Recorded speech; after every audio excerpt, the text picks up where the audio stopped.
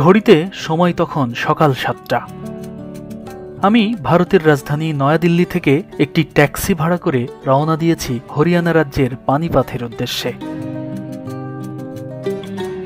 যাওয়ার পথে ভারতের এই অসাধারণ হাই স্পিড রোড আমাকে দারুণভাবে মুগ্ধ করেছে। তবে আমি সে সময় খুব উদ্গ্রীব ছিলাম আর মনে মনে ভাবছিলাম কখন যুদ্ধস্থলে পৌঁছাবো আর কখন ইব্রাহিম লোদির স্মৃতিমাখা পানিপথের আনাচে কানাচে দেখব, কিংবা সম্রাট বাবর ঠিক কোন স্থানে ইব্রাহিম লোদির বিশাল বাহিনীকে পরাজিত করে ভারতবর্ষে মুঘল সাম্রাজ্যের সূর্যোদয় ঘটিয়েছিলেন, সেই কথাগুলো বারবারই মনের মধ্যে উকি দিচ্ছিল।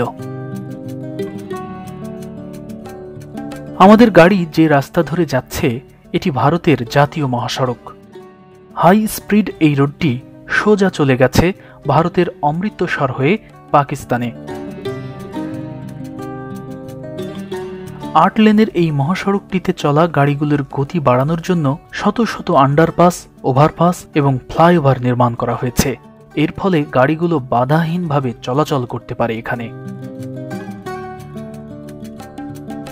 এই রাস্তাটিতে চলা প্রায় প্রতিটি গাড়ির গতি ঘন্টায় ১০০ কিলোমিটারের ওপরে। আমি ঐতিহাসিক এই রাস্তা ধরে যাচ্ছি ইতিহাসের শেকড়ের সন্ধানে, যার অবস্থান নয়াদিল্লি থেকে প্রায় ১০০ কিলোমিটার দূরে পানিপথে। পানিপথের যুদ্ধের ইতিহাস পড়েননি এমন মানুষ হয়তো বাংলায় খুঁজে পাওয়া যাবে না।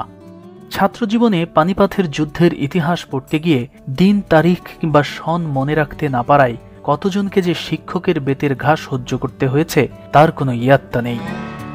বেঙ্গল ডিসকভারির পর্দায় আজ আমি আপনাদের সেই ঐতিহাসিক জায়গা দেখাতে নিয়ে যাচ্ছি যেখানে পানিপথের যুদ্ধ হয়েছিল, যে যুদ্ধে শক্তিশালী শাসক ইব্রাহিম লোদিকে পরাজিত করে ভারতীয় উপমহাদেশে মুঘল সাম্রাজ্যের যাত্রা শুরু করেছিলেন সম্রাট বাবর। সেই যুদ্ধের ময়দানে আজও পড়ে আছে সম্রাট বাবরের শেষ স্মৃতিচিহ্ন, আর অযত্ন অবহেলায় পড়ে আছে ইব্রাহিম লোদির কবর। ইতিহাসের সেই অবিচ্ছেদ্য অংশকে জানার ব্যাকুলতা থেকেই আজ আমি দেশের সীমান্ত পেরিয়ে ছুটে এসেছি ১৯৫৭ কিলোমিটার দূরের এক অজানা স্থানে। তবে পানিপথের যুদ্ধস্থল দেখার আগে যেতে যেতে চলুন এই যুদ্ধের ইতিহাস একটুখানি জেনে নিই।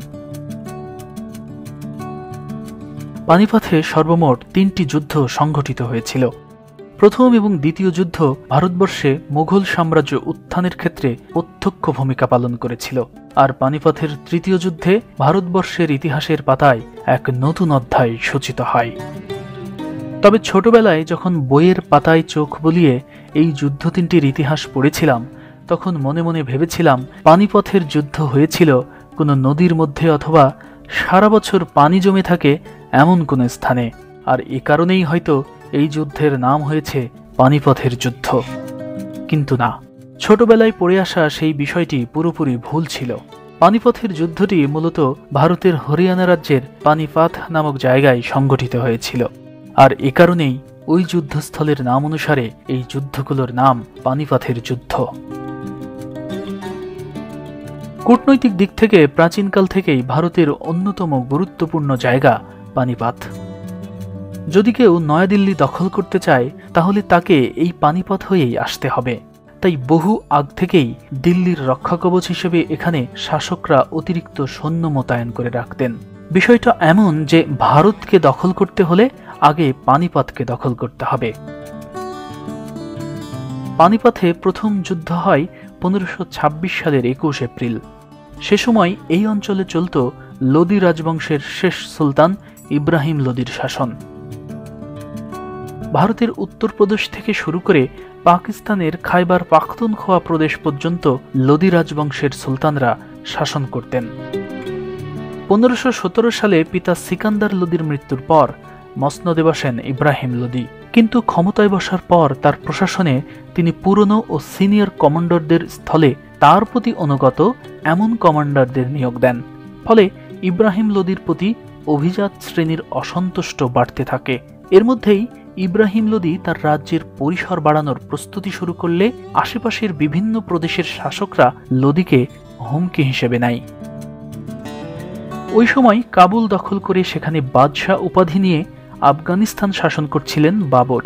ইব্রাহিম লোদির শত্রুপক্ষ তাকে শায়েস্তা করার উদ্দেশ্যে বাবরকে ভারতবর্ষ আক্রমণ করতে আমন্ত্রণ জানান। এই আমন্ত্রণে সাড়া দিয়ে বাবর প্রথমে লাহোর দখল করেন, আর 1526 সালে তিনি দিল্লির সুলতান ইব্রাহিম লোদিকে পানিপথের প্রথম যুদ্ধে পরাজিত করে ভারতবর্ষে মুঘল সাম্রাজ্যের গোড়াপত্তন করেন।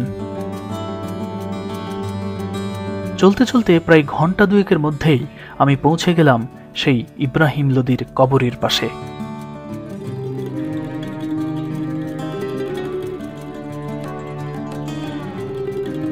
আমার পেছনে যে কবরটি দেখতে পাচ্ছেন এটি সেই ঐতিহাসিক ইব্রাহিম লোদির কবর। আমি এখন দাঁড়িয়ে রয়েছি ইব্রাহিম লোদির কবরের ঠিক পাশেই। এটি সেই ইব্রাহিম লোদি যার পতনের মধ্য দিয়ে এই ভারতবর্ষে সুলতানি আমলের পতন ঘটেছিল, শুরু হয়েছিল মুঘল আমল। এটি সেই ইব্রাহিম লোদি যেই লোদির পরাজয়ের মধ্য দিয়ে এই ভারতবর্ষে সম্রাট বাবর তার মুঘল সাম্রাজ্য শুরু করেছিলেন। এই জায়গাটি একটি ঐতিহাসিক জায়গা, এটি সেই জায়গা, এটি সেই স্থান যেই স্থানে প্রথম পানিপথের যুদ্ধ শুরু হয়েছিল, এবং সেই পানিপথের যুদ্ধে 1526 সালে মুঘল সাম্রাজ্যের প্রথম সম্রাট বাবর ইব্রাহিম লোদিকে পরাজিত করে সুলতানি আমলকে একেবারে নিশ্চিহ্ন করে দিয়ে তার সাম্রাজ্য মুঘল সাম্রাজ্য শুরু করেছিলেন। এটি সেই ইব্রাহিম লোদির কবর। এবং আজকে দেখুন, ইতিহাস থেকে আমরা শিক্ষা নেই না সাধারণত, কিন্তু দেখুন এই ইব্রাহিম লোদিও একটা সময় খুবই ক্ষমতাধর শাসক ছিলেন। এই ভারতীয় উপমহাদেশে শাসন করেছেন, এই দিল্লি শাসন করেছেন এই ইব্রাহিম লোদি। কিন্তু আজকে দেখুন তিনি এখানে শুয়ে আছেন অসহায়ের মতো, তার আত্মীয় স্বজন কেউ নেই। তার কবরটিও চরম অযত্নেই পড়ে আছে। বাবরের হাতে নিহত হওয়ার পর মুঘল সাম্রাজ্য যতদিন টিকে ছিল, কোনো শাসকই ইব্রাহিম লোদির কবর সংরক্ষণের উদ্যোগ নেয়নি। তবে এখন তার কবর চত্বরে যে ক্ষয়ে যাওয়া ইটগুলো দেখা যাচ্ছে, এভাবে 18 শতকের শেষ দিকে ইংরেজরা ইব্রাহিম লোদির কবর পাকা করে দেয়। কথিত আছে বাবরের সাথে যুদ্ধের সময় লোদির দেহ ছিন্ন ভিন্ন হয়ে গিয়েছিল, তার কবরও আগে এখানে ছিল না। পরবর্তীতে ইংরেজরাই তার কবর শনাক্ত করে সংরক্ষণের উদ্যোগ নেয়। তবে ইংরেজদের পর আজ পর্যন্ত কোনো ভারতীয় শাসকই ইব্রাহিম লোদির কবর সংস্কারের উদ্যোগ নেয়নি। ইব্রাহিম লোদির কবরের অবস্থান পানিপথ সদর থেকে মাত্র 1 কিলোমিটার পূর্বে দেবী মন্দির এলাকায়। এই মাটিতে শুয়ে থাকা একসময়ের প্রতাপশালী মুসলিম শাসক ইব্রাহিম লোদি পানিপথের যে যুদ্ধে পরাজিত হয়েছিল, সেই যুদ্ধে তার সৈন্য সংখ্যা ছিল প্রায় 1 লাখ, আরও ছিল 1000টি যুদ্ধ হাতি। পক্ষান্তরে বাবরের সৈন্য ছিল মাত্র 12 থেকে 15,000-এর মতো, কিন্তু বাবরের বহরটি ছিল আধুনিক অস্ত্রশস্ত্রে ভরপুর এক সুসজ্জিত বহর, যেখানে ছিল বেশ কয়েকটি কামান। সেই যুদ্ধে ইব্রাহিম লোদির প্রায় 15,000 সৈন্য মারা যায়। কামানের আঘাতে ইব্রাহিম লোদির সাথে গোয়ালিয়রের শাসক বিক্রম মজিদও মারা যান। ইব্রাহিম লোদির কবরের পাশে আমি যখন দাঁড়িয়েছিলাম, তখন বারবারই স্মৃতিকাতর হয়ে পড়েছিলাম। মনে হচ্ছিল হয়তো এখানেই কোথাও ইব্রাহিম লোদি সেদিন বাঁচার জন্য চিৎকার করেছিলেন, অথবা বীরের মতো বাবরের কাছে নিজের প্রাণ উৎসর্গ করেছিলেন। পানিপথের সেই যুদ্ধের মধ্য দিয়ে দিল্লিতে সুলতানি আমলের সমাপ্তি ঘটে, শুরু হয় মুঘল আমল। দিল্লির মসনদে বসেন সম্রাট বাবর। এই ঘটনার 30 বছর পর ইব্রাহিম লোদির কবরের অদূরেই সংঘটিত হয় পানিপথের দ্বিতীয় যুদ্ধ, এবং দ্বিতীয় যুদ্ধের 205 বছর পর 1761 সালে সংঘটিত হয় পানিপথের তৃতীয় যুদ্ধ। আমি এখন পানিপথের তৃতীয় যুদ্ধ যে জায়গাটিতে সংঘটিত হয়েছিল সেখানে আপনাদের নিয়ে যাচ্ছি। তবে যেতে যেতে পানিপথের দ্বিতীয় যুদ্ধের ঘটনার একটু বর্ণনা দিতে চাই। মূলত 1556 সালে সম্রাট বাবরের ছেলে হুমায়ুন মারা গেলে তার শত্রুপক্ষ হিন্দু জেনারেল ও আদিল শাহ শরীর প্রধানমন্ত্রী হেমুর বাহিনী হুমায়ুনের মৃত্যুকে মুঘলদের দুর্বলতা মনে করে তাদের উপর আক্রমণের ছক কষে। পরিকল্পনা অনুযায়ী ওই বছরের 5 নভেম্বর হেমুর বাহিনী মুঘল বাহিনীর উপর আক্রমণ করে। তবে সম্রাট আকবর বৈরাম খাঁ, আলী কুলি খান সায়বানী, সিকান্দার খান উজবেক, আবদুল্লাহ খান উজবেক, হোসেন কুলি খাঁ এবং শাহ কুলি মারহামদের রণকৌশলের কাছে হেমুর বাহিনী হেরে যায়। ফলে দিল্লিতে মুঘল শাসন অব্যাহত থাকে। তবে পানিপথের ঠিক কোন স্থানে সেই দ্বিতীয় যুদ্ধটি সংঘটিত হয়েছিল তা চিহ্নিত করা নেই। ফলে পানিপথের দ্বিতীয় যুদ্ধস্থল আপনাদের দেখাতে পারছি না। তবে তৃতীয় যুদ্ধ যেখানে সংঘটিত হয়েছিল সেই জায়গাটি দেখাবো। পানিপথের তৃতীয় যুদ্ধস্থল একেবারে নিভৃত এলাকায়, শহর থেকে বেশ খানিকটা দূরে। রাস্তার অবস্থাও খুব বেশি ভালো নয়। ভারতের চকচকে ঝকঝকে হাই স্পিড রোড দিয়ে আসার পর এমন কর্দমাক্ত ভাঙা রাস্তা দিয়ে যেতে হবে কখনোই তা কল্পনা করিনি। একেবারে একটা ভাঙাচোরা রাস্তা দিয়ে এবার আমরা পার হচ্ছি। এরকম ভাঙাচোরা রাস্তা, মানে এরকম ভাঙা রাস্তা আমি এখন পর্যন্ত ইন্ডিয়াতে কোথাও দেখিনি। তো এই রাস্তাটির অবস্থা খুবই খারাপ এবং আমাদের অনেকটাই কষ্ট হচ্ছে এই রাস্তা ধরে যেতে। একেবারে পানি জমে আছে, দেখা যাচ্ছে না, বৃষ্টি হয়েছে, গর্ত তৈরি হয়েছে রাস্তায়, ফলে অনেকটা মানে অনিশ্চিতভাবেই যেতে হচ্ছে, নিশ্চিত পথ না দেখেই যেতে হচ্ছে। যুদ্ধস্থলটি একেবারে নিভৃত এলাকায়, বুঝতে বাকি থাকলো না। পানিপথের তৃতীয় যুদ্ধটি হয়েছিল মূলত এখানকার কালা আম্ব নামক এক এলাকায়। পানিপথ সদর থেকে কালা আম্বের দূরত্ব প্রায় 8.5 কিলোমিটার। ইব্রাহিম লোদির কবরের পাশ থেকে ঐতিহাসিক কালা আম্বে যেতে আমাদের সময় লাগলো মোটামুটি 20 মিনিটের মতো। আমি এখন দাঁড়িয়ে রয়েছি একটি ঐতিহাসিক জায়গায়। কথা বলছি ভারতের নয়াদিল্লি থেকে 100 কিলোমিটার উত্তর পশ্চিম অঞ্চল হরিয়ানা রাজ্যের পানিপথ এলাকা থেকে। পানিপথের কালা আম্ব নামক একটি জায়গায় এখন আমি দাঁড়িয়ে রয়েছি, যে জায়গায় 1761 সালে পানিপথের তৃতীয় যুদ্ধ সংঘটিত হয়েছিল। কালা আম্ব জায়গাটি পরিদর্শন করলে ধারণা পাওয়া যায় সেই আমলে ঐতিহাসিক পানিপথের তৃতীয় যুদ্ধটি হয়েছিল লোকালয় থেকে অনেক দূরে ফাঁকা এক নিভৃত ময়দানে, যে যুদ্ধস্থলের আশেপাশে আজও মানুষের বসতি একেবারেই কম। এই যুদ্ধস্থলে কি কি আছে না আছে সেই বিষয়টা আমি আপনাদের এখন দেখানোর চেষ্টা করব। এই যে প্রাচীর দেখছেন, তার আগে আমি এই জায়গাটি সম্পর্কে একটু বর্ণনা দিতে চাই।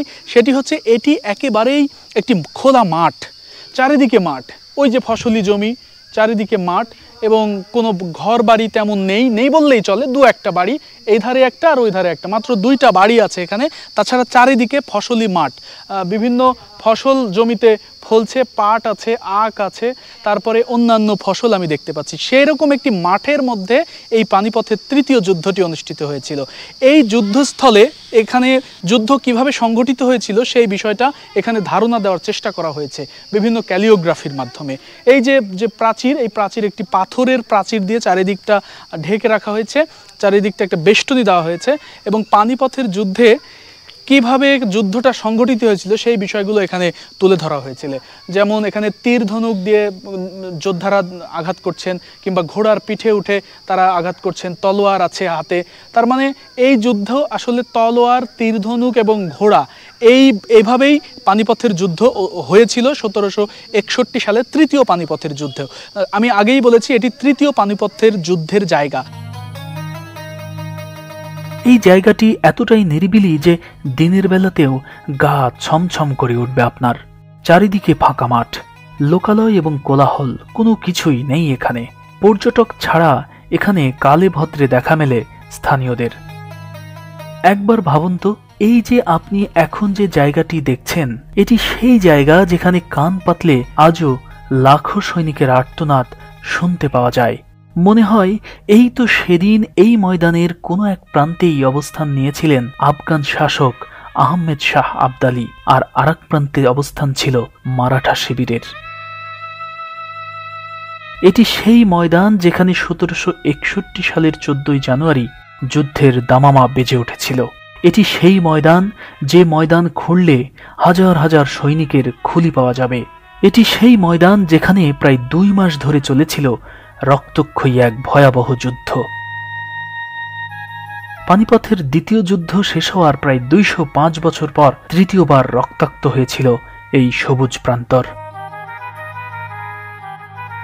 মূলত 1707 সালে মুঘল সম্রাট আওরঙ্গজেবের মৃত্যুর পর ভারতবর্ষে ক্ষমতা নিয়ে দ্বন্দ্বের সৃষ্টি হয়। মুঘলদের প্রতিপত্তি এবং সাম্রাজ্যের প্রদীপ তখন নিভু নিভু করছিল। মুঘলদের শাসন যখন একদম শেষের দিকে, ঠিক তখন ভারতবর্ষের বুকে উত্থান হয় মারাঠা শক্তির।